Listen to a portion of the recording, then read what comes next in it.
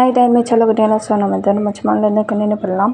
Wife இந்த மாதிரி கூப்பிட்டுப்பா. So ஜேகேவும் திரும்பி பார்த்தா சமச்சாக இருப்பான். ஸோ ஏதாவது நம்ம சின்னம்மா அங்கே கடைக்குள்ள போகலாம். ஜேகேவும் திரும்பி பார்த்துட்டு என்ன இவ சப்பாத்தி கட்டியோடு நிற்கிறா, எதுக்கு நிற்கிறா, கன்ஃபார்ம் நம்மளுக்கு தான் நினைக்க அடி விழு போகுது அப்படின்னு நினச்சிட்டு அவன் புலம்பிட்டு எப்படி மனசில் நினச்சிட்டு இந்த மாதிரி அவன் பொண்டாட்டி பற்றி கேட்குறான். பொண்டாட்டி எதுக்கு சப்பாத்தி கட்டியோட நிற்கிற?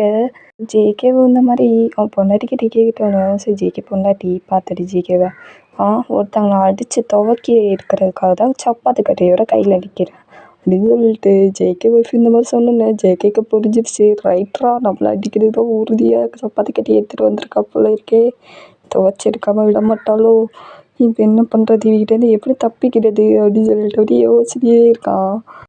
ஒய்ஃபை பார்த்துட்டு பொண்டாட்டி எனக்கு கொஞ்சம் வேலை இருக்குது, ஸோ நான் வேலையை போய் பண்ணி முடிச்சுட்டு வந்து உன்கிட்ட அப்புறம் வந்து பேசுகிறேன், போயிட்டு வரேன்டி, பார்த்து பத்திரமா இருந்துக்கோ அப்படின்னு சொல்லிட்டு ஜேகே இந்த மாதிரி சாக்கு பக்கம் சொல்லிட்டு பொண்டாட்டிக்கிட்ட சொல்லிட்டு எப்படி தப்பிச்சிக்கலான்னு பார்த்தா ஜேகே ஒய்ஃபு விடுவாளா என்ன, அவள் உடனே வந்து ஜேகே ஷர்ட்டை பிடிச்சிட்டு சார் எங்கே போகிறீங்க, அதான் சொன்னேனே அது ஒர்க்கு வேலை இருக்குடி, ஒர்க்கு வரலாம் அப்புறம் பார்த்துக்கோ, அடி வாங்கிட்டு போடா என்கிட்ட, நீ என்ன பண்ணி வச்சுருக்க, சாரா கிட்ட குழந்தைகிட்ட என்ன சொல்லி வச்சுருக்க நீ, இதில் குச்சி ராக்கமாவா உன்ன அப்படின்னு சொல்லிட்டு துரத்தி அடிக்க ஸ்டார்ட் பண்ணிடுறா. இதெல்லாம் சாரா கிட்டே பார்த்துட்டு தான் இருக்கா, அப்படியே என்ஜாய் பண்ணி பார்த்துக்கிட்டு இருக்கா சிரிச்சுக்கிட்டே.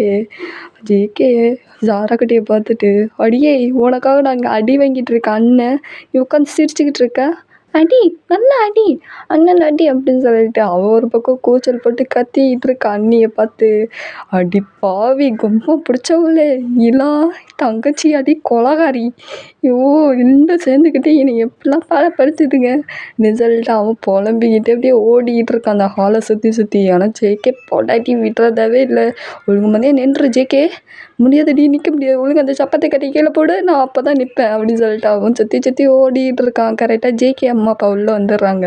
அம்மா அப்பா விழுந்து சிரிச்சிட்டு இருக்காங்க. ஜேகே பையன் இப்படி அடி வாங்குறத பார்த்துட்டு ஒய்ஃப் கையில் அடி வாங்க பார்த்துட்டு அவங்க அம்மா அப்பாவை பார்த்துட்டு அம்மா அப்பா என்னை பார்த்து சிரிச்சுக்கிட்டு இருக்கீங்க, உங்கள் மருமங்க என்னை போட்டு துவச்சி எடுத்துக்கிட்டு இருக்கா, என்ன ஏதுன்னு கேளுங்க, எதுக்கு அடிக்கிறேன்னு கேளுங்க, என்னை அடிச்சுக்கிட்டு இருக்கா, நீங்கள் உட்காந்து விழுந்து சிரிச்சுக்கிட்டு இருக்கீங்க, அதுக்கு நாங்கள் என்னப்பா பண்ண முடியும், நீ ஏதாவது தப்பு பண்ணியிருப்பா, உன் பொண்டாட்டி ஒன்று அடிக்கிறா, இதில் போய் நாங்கள் தலையிட முடியுமா, வாங்குங்க நம்ம போகலாம், அவன் பார்த்துப்பான், அவன் பொண்டாட்டி எப்படி சமாளிக்கதோ அவன் பார்த்துப்பான், நீங்கள் வாங்க போகலாம் அப்படின்னு சொல்லிட்டு ஜேகே அம்மா அப்பா இந்த மாதிரி சொல்லிட்டு அவங்க ரூமுக்கு போயிடுறாங்க. ஜேகேவா ரைட்ரா, என்னை முடிவு பண்ணிட்டீங்க சமாளிக்கணுன்ட்டு, ஐயோ இவ வேறு என்னை துரத்தி அடிச்சுக்கிட்டே இருக்காளே, சாரா குட்டி நீ அதை உன் அண்ணிக்கிட்ட சொல்றி, நான் தாண்டி சொன்னேன்ட்டு, முடியாது நான் இப்போ சொன்னேன் அப்படி சொல்லிட்டு இந்த மாதிரி டைலாக்காக பேச நம்ம ஜேகே அப்படியே சாரக்கூடிய ஷாக்காக பார்த்துட்டு அடி பாவி ரொம்ப பிடிச்சவளே, நீ தம்பி பாப்பா வேணும்னு சொன்னேன், நான் போய் இந்த மாதிரி ஒரு ஐடியா சொன்னதுக்கு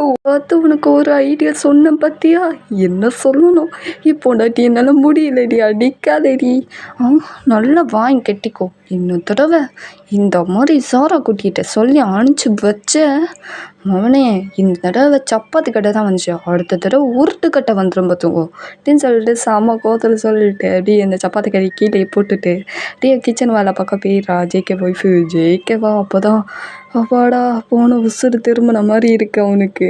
அப்படியே சாராக்குட்டியை பார்த்துட்டு அடியே நீ தாண்டி கேட்ட, தம்பி பாப்பா வேணும் விளாட்ணும் அவன் கூட ஜாலியாக இருக்கணும்னு சொல்லி நீ தாண்டி கேட்ட, நான் அண்ணன் இந்த மாதிரி உனக்கு ட்விஸ்ட்டு சொன்னேன், என்னன்னா நீயே அன்னிக்கிட்ட அடி வாங்க வைக்கிற, என்னடி நினச்சிட்டு இருக்க, இருடி நாங்கள் என்கிட்ட வாங்கிட்டே தான் போகிறேன், அன்னைக்கு பார்த்துக்குறோம் உன்னை. ஜேகே இந்த மாதிரி சாராக்குட்டிகிட்ட இந்த மாதிரி சொன்னோன்னே சரி சாராக்குட்டி பார்த்துட்டு பார்த்துக்கலாம் அண்ணா சரியா, நான் போயிட்டு வரேன், வந்த வேலை முடிஞ்சிச்சு அப்படின்னு சொல்லிட்டு அவள் ஜாலியாக எழுந்திரிச்சு குதிச்சு விளாண்டுட்டு போகிறா. சாராக்குட்டியை பார்த்துட்டு ரைட்ரா, இவளும் ஒரு பிளானோட தான் இருந்திருக்கா போல், அதான் இவனும் சோகமாக இருந்து பிளானோட சக்ஸஸாக முடிச்சிருக்கா போலே, பார்த்துக்கிறேன்டி, ஒரு நாள் உனக்கும் இருக்குது உன் அன்னிக்கும் இருக்குடி, டேஸ் இப்படி தான் போகுது. ஸோ சாராக்குட்டி ஏதாவது ஒன்று சொல்ல, ஸோ ஜேகேவும் சரி பாவமாக இருக்கேன்னு சொல்லிட்டு அதை போய் சொல்ல, ஜேகேக்கு செம்மையாக அடி விழுகும் ஒய்ஃப் கிட்ட. ஸோ ஜேகே அம்மா அப்பா அந்த மாதிரி ஜேகிட்ட கேட்பாங்க, ஏன்டா உன் பொண்டாட்டிக்கிட்ட அடி வாங்கி சாகுற, ஏதாவது சொல்லி ப்ராப்ளத்தை சால்வ் பண்ண வேண்டியதானே, என்னம்மா பண்ணுறது, என்ன சொன்னாலும் நம்ப மாட்டா, பொண்டாட்டியை போயிட்டால என்ன பண்ணுறது, அடி வாங்கி தானே ஆகணும் பொண்டாட்டிக்கிட்ட அப்படின்னு சொல்லிட்டு ஜேகே அவங்க அம்மா அப்பாட்டால் புலம்பிகிட்டு இருப்பான். இப்படி தான் கொஞ்ச நாள் போகுது. இந்த சைடு நம்ம ஜேகே அப்படியே அவன் ஆஃபீஸில் அப்படியே வேலை பார்த்துக்குறோம், ரொம்ப சீரியஸாக வேலை பார்த்துட்டு இருக்கான் லேப்டாப்பில். ஸோ அதே மாதிரி இந்த சைடும் ஸோ ஜேகே அவங்க அப்பாவும் தான் வேலை பார்த்துக்கிட்டு இருக்காங்க, அப்படியே ஃபைல்லாம் கலெக்ஷன் பண்ணிட்டு பார்த்துக்கிட்டு இருக்காங்க. இப்படி பார்த்துக்கிட்டு இருக்கும்போது ஜேகே அவங்க அப்பாவுக்கு ஒரு கால் வருது அவர் மொபைல்லேருந்து. ஸோ அவர் மொபைலை எடுத்து பார்த்தோன்னே செம்ம ஷாக் ஆகிருப்பாரு. ஸோ வேற யாருன்னா நம்ம தயன் தான் கால் பண்ணியிருப்பான். ஸோ ஜேகே அப்போ அப்படியே யோசிக்கிறாரு, இவன் எதுக்கு இப்போ எனக்கு கால் பண்ணுறான் அப்படின்னு சொல்லிட்டு ஃபோன் பண்ணி பேசுகிறாரு. ஹலோ, என்ன தயம் வேணும் இப்போ உனக்கு? ஏன் இப்படி என்னை டிஸ்டர்ப் பண்ணிக்கிட்டே இருக்க? ஓ கூல் மேன், ஏன் இவ்வளோ டென்ஷன்?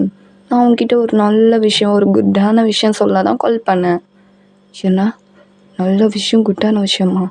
ஸோ இந்த மாதிரி நம்ம தயங்க இந்த மாதிரி ஜேகே அவங்க அப்பாட்ட சொன்னோன்னே ஸோ ஜேகே அப்பாவுக்கு புரிஞ்சிருச்சு, இவன் ஏதோ பண்ணியிருக்கான், அதனால தான் கால் பண்ணியிருக்கான்னு தெரிஞ்சிருச்சு.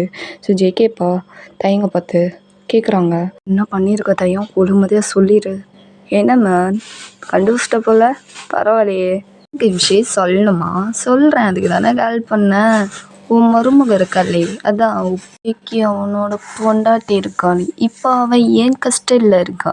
அங்கே இந்த மாதிரி ஜேகே அவங்க அப்பாட சொன்னோன்னே ஜேகே அப்பாவுக்கு செம்ம ஷாக் ஆயிடுறாரு. ஓகேடா, அதான் இந்த எபிசோடு வந்து நெக்ஸ்ட் எபிசோடில் பார்க்கலாம். ஜேகே அப்பா அவங்க மருமலை காப்பாற்றுவாரா, காப்பாற்ற மாட்டாங்களா, இதுக்கப்புறம் நெக்ஸ்ட்டு என்ன நடக்க போகுது, என்ன பிரச்சனை வரப்போகுது, நெக்ஸ்ட் எபிசோடில் பார்க்கலாம். நான் கிளம்ப தேங்க்யூ. பிடிச்சிருந்தா லைக் பண்ணுங்கள், ஷேர் பண்ணுங்கள், கமெண்ட் பண்ணுங்கள், சப்ஸ்கிரைப் மட்டும் நினைத்தீங்க. லவ் யூ சார், அங்கே போய் பாய்.